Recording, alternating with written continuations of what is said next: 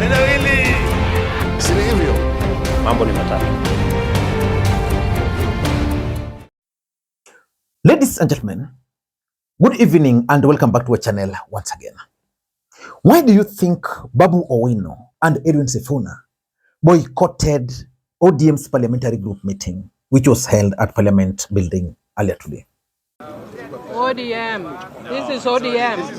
Stop dividing. No. This is ODM. No, let me ask you something. Are you not seeing in these PG members you are claiming to be Linda something? All of them are here. Yeah. Aren't you seeing This is here? ODM. Look at the faces. Unless you are, you know, I can see you have spectacles. Unless you're not seeing properly. All the Lindas are here. All the Lindas. All the leaders. All the Lindas are here. Even the ones which are leadering me are here. We will communicate soon. We will share with you soon. Thank you. Thank you. I'm asking that question because I've gone through the list of MPs and senators who attended that event. And even allies of Edwin Sifuna were part and parcel of this meeting. As you are aware, ODM is the largest party in the region, south of Sahara and north of Limpopo. And we are going to make sure that this party remains united, and we are going to make sure that this party remains the biggest party in this country that will form government in the coming election, God willing. Thank you very much. In this video, I want to reveal to you guys why Babu Owino and Edwin Sifuna decided to boycott this particular event.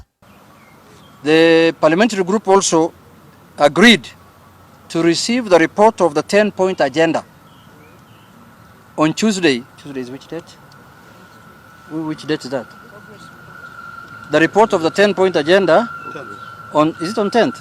Tuesday is 10th. Eh? On 10th, yes, Tuesday at a broad-based parliamentary group meeting that will be held at KICC on Tuesday, where members from both sides of Kenya Kwanza and ODM will receive the report. Then from there, the public will be told on what progress the report has made, what has been achieved, what has not been achieved. And the parliamentary group emphasized on two main issues that they expect to happen. That is the compensation bit of the matter of the 10-point agenda, and the devolution issue, that they want monies increased to the devolved units. And one thing also shocked me, that of all the loyal MPs who walk around with Edwin Sifuna attended this particular event. That shocked me. But before we get into all those details, for those who are watching this channel for the first time, please take a second or two, click the subscribe button so that next time we produce a video like this, YouTube will automatically notify you. What we do on this channel is that we analyze politics in a way you can't find in any other place. Ladies and gentlemen, why do you think Edwin Sifuna and Babu Owino boycotted this event? Because clearly, if you look at the agendas of this meeting, there were only 4 agendas. The first agenda was the NDC, which is scheduled for 27th of March. Right? The PG approved that NDC. The second agenda was ODM getting out of Azimio. Again, approved.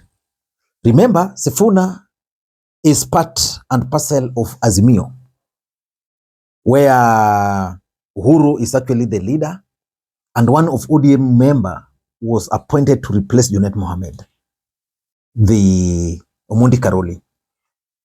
The other thing which was discussed here was the removal of Edwin Sifuna from the position of the SG.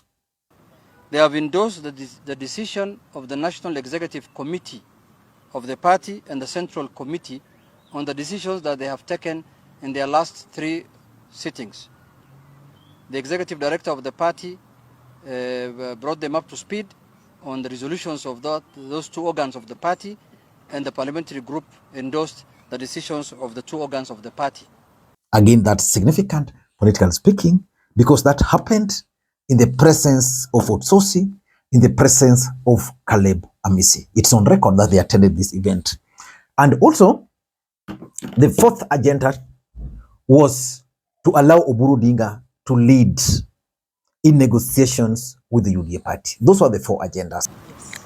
The parliamentary group meeting also endorsed the decision of the NEC to give mandate to our party leader to start the process of negotiation with the party, with other parties, with like-minded parties, starting with the UDA party, under the way the Central Committee and the NEC Committee, the NEC Committee approved. And from the resolutions, it is clear that the leadership or the parliamentary leadership of ODM party, and from the recommendations, it is very clear that the ODM PG agreed to all those. But Edwin Sifuna and Babu Owino were not present. Why do you think they boycotted this event? Number one, by attending this event, particularly for Edwin Sifuna, he was going to accept the leadership of Oburu Odinga as the party leader. Remember, Oburu Odinga was appointed to be the party leader after Raila Odinga passed on, after the Central Management Committee proposed his name on interim terms. After that, they went to Mombasa, where Oburu Odinga was formally appointed as the party leader. The person who presided over that ceremony was none other than Edwin Sifuna. Then after some point, Sifuna started drifting away from Oburu Odinga. As we speak today, Sifuna does not recognize Oburu Odinga as the party leader.